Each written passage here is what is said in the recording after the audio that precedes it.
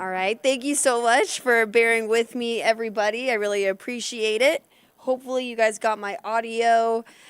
We are always a work in progress, right? But hopefully, you're having a Sunday evening that is enjoyable for you and your family. I know it's been so cold outside. I know we've been bombarding you with the cold weather stuff, but we are not exaggerating. The temperatures are very, very low. But that is going to change, and we're going to hear from First Alert meteorologist Cutter Martin in a bit. But I did just want to bring you up to speed on some of the other stories that we've been covering and some of the top stories that are happening around you that you should know and that are making headlines and creating a lot of discussion on social media. So let's talk about the fires this morning. The Metro Atlanta firefighters have been really, really busy this weekend. They have responded to a number of fires in Cobb County and DeKalb County. The latest one happening this morning early.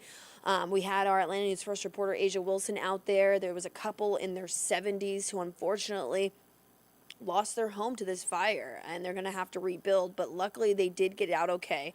I'm going to let her pick it up from there because there was some devastating losses that were inside of their home.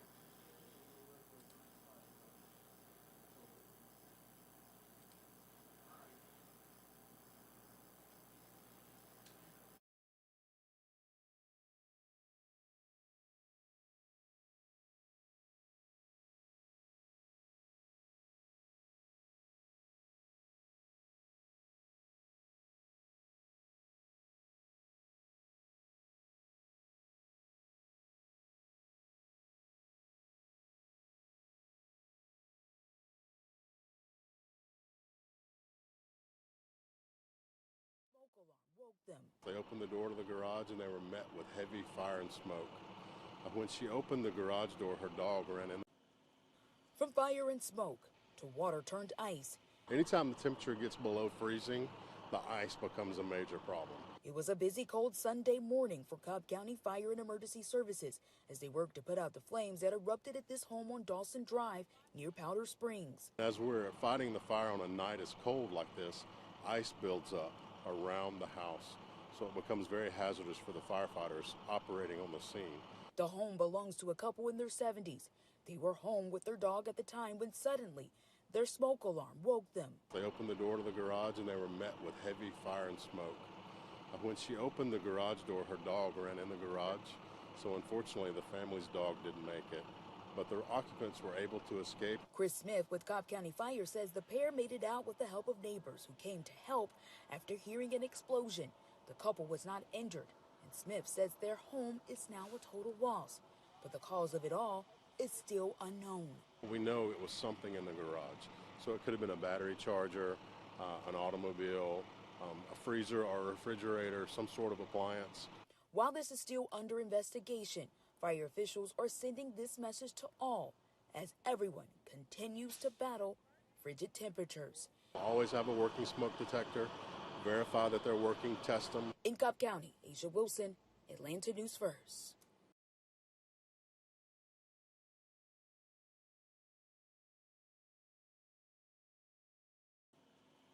From fire and smoke.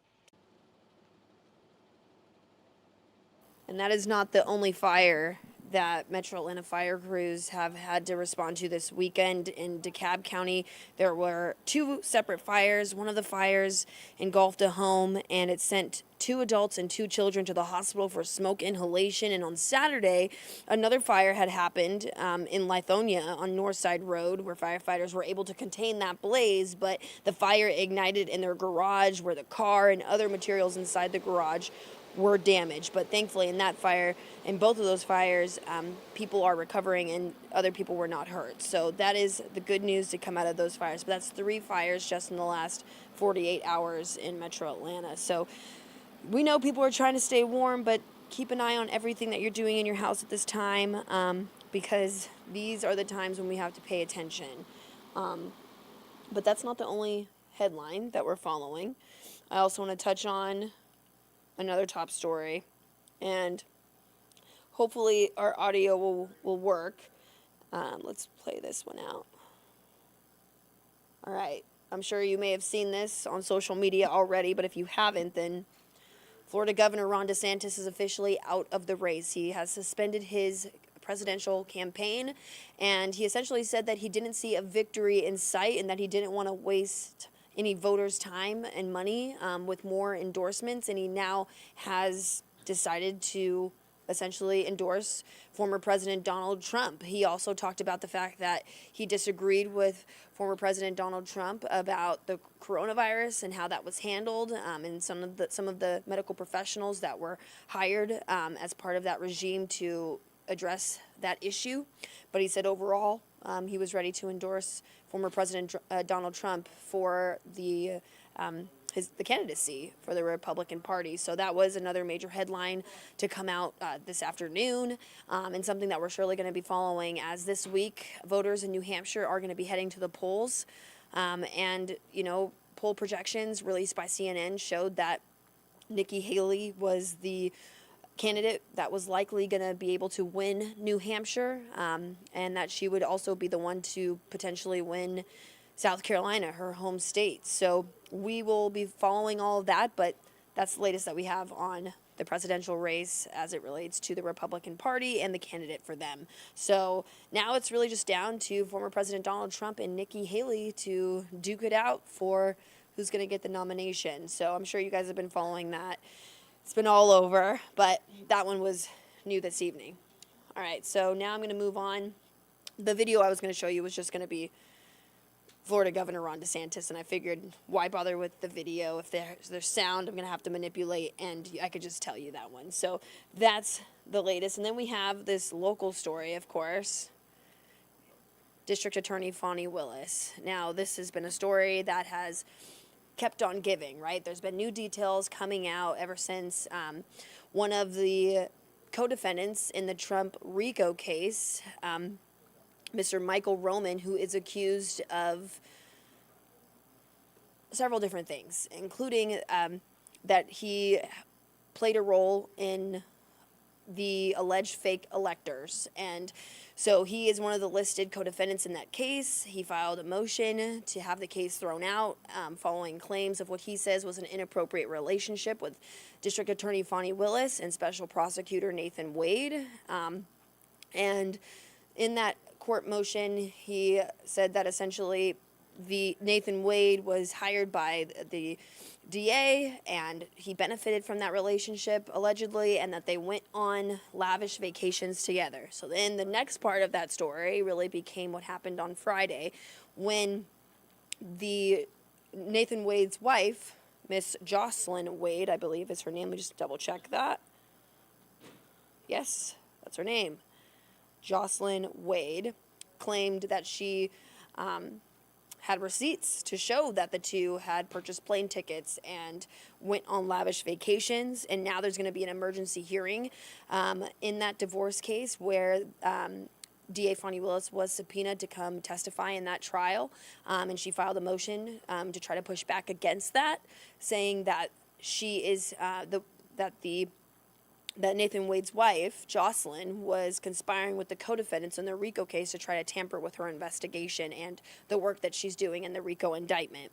So that was the claims that she made. And then tomorrow there will be that emergency hearing for Nathan Wade, his wife Jocelyn Wade, and then it will be interesting to see if DA Fani Willis actually has to show up to that. So that's where we're at in that case. That's a little synopsis. That's the new information. But I'm going to let you hear how we got to this moment in a little bit more of a detailed fashion. I'm going to have our Atlanta News First reporter, our political reporter, Doug Reardon, weigh in and walk you through some of the other details of this case.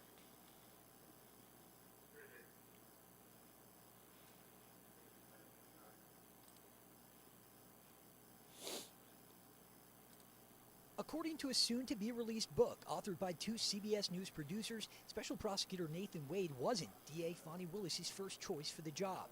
Instead, she turned to former Georgia governor and current attorney Roy Barnes. Barnes turned her down, citing the immense work the case involved and security concerns. Quoted in the book as telling her, quote, hypothetically speaking, do you want a bodyguard following you around for the rest of your life, unquote? Willis then turned to former federal prosecutor and highly respected Atlanta criminal defense lawyer Gabe Banks, who turned her down for the same reasons. Wade has been the center of controversy lately after allegations surfaced that he and Willis were romantically involved before and after his hiring as special prosecutor. Friday, a new court filing revealed Wade's bank statements, showing he purchased airline tickets for the two to Napa Valley last April and tickets for a Norwegian cruise in November.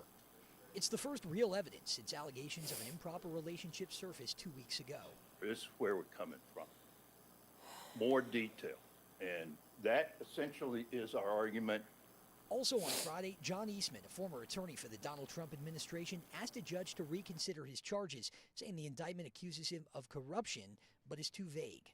Harrison Floyd, another defendant, also had lawyers in court arguing the state is stymieing their efforts to get copies of Fulton County ballots cast in the 2020 election. Doug Reardon, Atlanta News First. According to a soon-to-be-released book authored by two CBS News producers. All right, so a lot happening here, but we are going to be following all of the details. I'm not, at this point in time, I'm still curious to see if we will be able to have a camera around, especially since their divorce filing was sealed and the media was not able to apprehend any of that information that we were looking for as it relates to some of those allegations. So that's something we're going to be following, but let's lighten it up a little bit, right? Let's talk about some of the good news coming your way. I'm really excited because we have First Alert meteorologist here, Cutter Martin, to talk about some of what we're seeing outside. And it looks like even though we have to get through Tuesday, Cutter, it does look like we are going to see some sunshine soon, right? Yeah, we have a warm-up certainly on the way. Temperatures cruising back into the, believe it or not, upper 60s to near 70-degree range as we get into next week. Now, it does come with some rainy weather. That is the price we pay for the warmer condition, but again, it could be far, far worse across North Georgia and Metro Atlanta. It certainly has in the past, and it has been fairly rough with temperatures across all of North Georgia and Metro Atlanta for some time now. So changes are on the way. We're going to talk about that. Also, the fact that we do have not only warmer weather on the way, but also wetter weather. And the First Alert forecast as we get into really starting Wednesday, but especially Thursday, Friday, Saturday, some First Alerts to talk about. So a lot of stuff we have going on, and we're going to be breaking it down for you here, right here, streaming on ANF Plus. Again, thank you for tuning in and for watching. If you do have any weather questions, comments, concerns, do want to remind you that we are streaming across a variety of platforms this evening, including Atlanta News First YouTube account. Again, Atlanta News First on YouTube. That is the account to like and to follow if you have any weather questions, comments, concerns. And I am seeing folks here on YouTube, Wesley Millsap. Thanks for tuning in and for watching. And again, if you are watching on AtlantaNewsFirst.com, maybe the First Alert weather app, Roku, Amazon Fire Stick, Apple TV, all great resources, places to join the conversation. But if you want any questions addressed, answered, the place to be is YouTube. Again, graphic that you see just to screen right of me, that is forecast rainfall over the next 5 days, and we're looking at widespread rain returning Thursday into Friday. So dry tomorrow, maybe a few sprinkles Tuesday, but I think by and large we're dry. Wednesday, scattered rain. There will be some rain around and maybe some rumbles of thunder on our Wednesday, but it'll be relatively hit or miss, brief, not an all-day thing. And I think it'll be a little bit drier for the outdoor plans, but still worthy of some attention if you're headed outdoors. You know, Wednesday maybe kiddos have after-school sports practices, you have errands you're trying to do on the way home, and then just normal evening commute time. No one wants rain during that. We'll be watching it, but it looks like a lower impact. Different story Thursday. Not only is rain more widespread, but also heavy. And there will be a few thunderstorms rolling through, though it does look like the risk of severe weather this go-around is very, very low.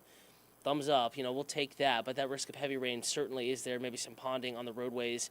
Friday is still a little bit uncertain. Models going back and forth with how widespread the rain is on Friday, which areas are favored for significant rain Friday, though we're going to keep that First Alert models trending back wetter again today. Just know that Friday's a little bit more questionable, very high confidence, and Thursday kind of a washout or soaker of a day. Friday a little bit less confidence, but more of a question mark there on that forecast, and then Saturday into Sunday, confidence once again increasing that widespread rain will build back into the picture. So a lot going on, a lot of moving pieces. We'll talk more about that in just a second. Do, though, want to get to some remaining cold in the First Alert forecast first. We'll take you to current temperatures outside right now. It is still quite cold. Not as cold as it was yesterday evening. This time yesterday evening, we were already back in the mid-20s. And while we do have some 20s on the map, 25 Dallas, 26 in Hiram, 25 in Marietta, Sandy Springs 29, East Point 31, Atlanta 34, Emory up in Druid Hills there, DeKalb County 36. So a little bit warmer, and the Emory campus a little bit further up, 85 there in Gwinnett, also above freezing. We did warm after about 40 hours of freezing conditions, 32 degrees or colder. We warmed above freezing this afternoon in the noon hour, and we made it up to 40 degrees at Hartsfield-Jackson Atlanta International Airport. So a bit of a thawing underway. Certainly our warming trend has begun, and warmer weather is on the way in the first alert forecast. Well, let's walk you through that hour by hour here really quickly. Again, it is going to continue to get colder. We are still going to have a hard freeze tonight into tomorrow morning, and we may not have mid-teens, but mid-20s in the first alert forecast. Certainly cold enough to still need the heavy winter coat out the door tomorrow morning. Down to 30, below freezing, 10 p.m. We may hit that freezing mark officially here in the city. Some already have.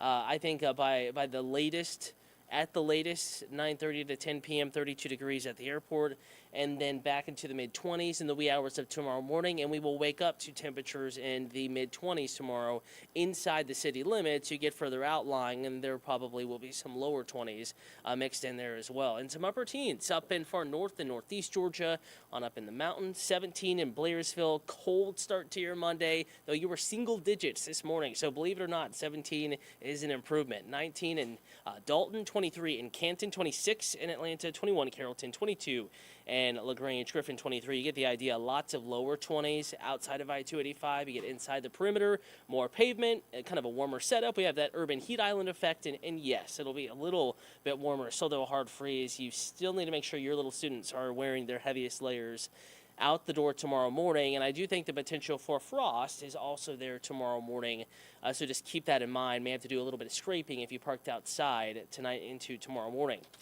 Before we get to tomorrow morning, also want to run through that hourly forecast. One more thing, it's a Sunday night, trying to get the pup out early so you can get all the chores done, all the things you need done before hitting the hay.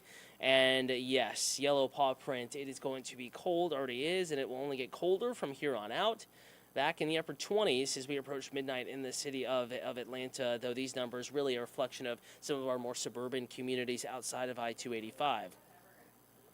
Tomorrow morning, it's going to be a quicker warm-up. Yes, we are below freezing, well below freezing to begin the day, but after the morning commute and well before lunchtime, we're going to warm above freezing. In fact, tomorrow, I think a more noticeable jump up in our temperatures. Here is that hour-by-hour forecast, but we're jumping ahead to tomorrow morning here, starting about 7 a.m. Temperatures back in the mid-20s, yes, but notice by 10 a.m., we're above freezing. Today, it took until noon. Tomorrow, I think 9:30, 10, maybe latest 10:30, we're back above freezing. Probably warmer than 40 degrees by noon with increasing clouds through the day. There will be quite a bit of cloud cover tomorrow. Certainly tomorrow, a cloudier day than today, though not a day that features any rain. These are mainly high-level clouds, so way up above our heads. High clouds move in, still kind of a filtered sunshine able to make it down through those clouds, but a day that features more clouds, a sign of things to come. Certainly it's been so sunny, despite the chill the past few days, and tomorrow you're going to notice kind of more cloud cover in the forecast, and that's certainly a hint of wetter weather that is on the way. We're tracking wetter conditions as we get into the middle of the work week. So tomorrow is the hint of first alert, bigger changes on the way. In fact, we can go ahead and pull out that first alert 7-day forecast for you.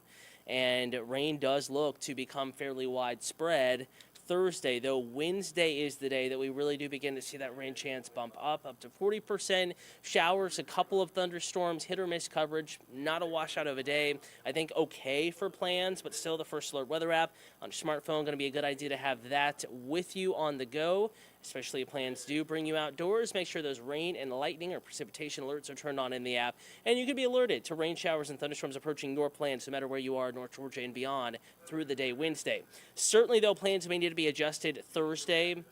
Commutes could also be slower here both morning and evening with so much rain in the forecast. Friday, Again, a little bit more of a question mark on just how widespread the rain is Friday, but certainly the potential is there for more plant-impacting rain. Keep an eye on that forecast, and then the rain chance actually gets bumped back up Saturday. It's just a matter of, is it more of a midday peak rain chance or an evening and night peak rain chance for our Saturday impact, and then Sunday we're drying out. Maybe a few spotty showers in the morning, but trending cooler. Again, temperatures here much milder. Friday morning 61, our high temperature yesterday 32. So Friday's low temperature, coolest point of the day, nearly 30 degrees warmer than the warmest point of the day yesterday. So talk about a weather 180, wild swing in the forecast. Temperatures approaching 70, mountains cooler, though I think some of our southern neighborhoods, LaGrange, Noonan, Griffin, down to Macon, Eatonton, Putnam County, probably right around 70, 72. So much milder weather is back in the first alert forecast, along with that chance of showers and thunderstorms. The Real Django, hopefully I pronounced that correctly. That's the avatar on YouTube. Atlanta News First is the account I'm chatting with folks on, saying I wish that warm spell of 50 degrees was tonight. I know, bear with me. Temperatures in the mid-20s tonight. It's still going to be cold. Still keep those pipes wrapped, plants covered, especially the sensitive plants. But we are tracking a big warm-up. Look at Tuesday morning's low. 40 degrees in Atlanta, 50-degree low Wednesday, 59-degree low Thursday, 60 or so for a start temperature, morning low temperature by Friday. So changes underway already. We were 14 this morning in Atlanta, going 26 or so tomorrow morning. It is going to be a very cold start, yes, but not as cold as it has been. And with more clouds around, I think that tomorrow afternoon, it may stay in the upper 40s, but still today was only about 39, 40. So another good jump up in our temperature tomorrow as well. More noticeable as we get into Wednesday, back in the 60s, and then pushing 70 again as rain becomes more widespread Thursday and Friday. I want to thank you all for tuning in for streaming ANF Plus with Tori and I. Reminder, we're back on in just a little bit. Atlanta News First on Peachtree TV, Atlanta CW affiliate. That starts at 10 p.m. And then we're back on WNF for the late news, Atlanta News First at 11 p.m. And remember, you're never more than a couple clicks away from the First Alert forecast. In the First Alert Weather app, it is a free and easy download. Just search First Alert Weather or Atlanta News First in your app or Google Play Store. Go out and enjoy this evening. Reminder, if you have any weather questions, comments, concerns, you can always reach out to me on social media. Have a wonderful evening. Stay warm. Warmer weather is on the way.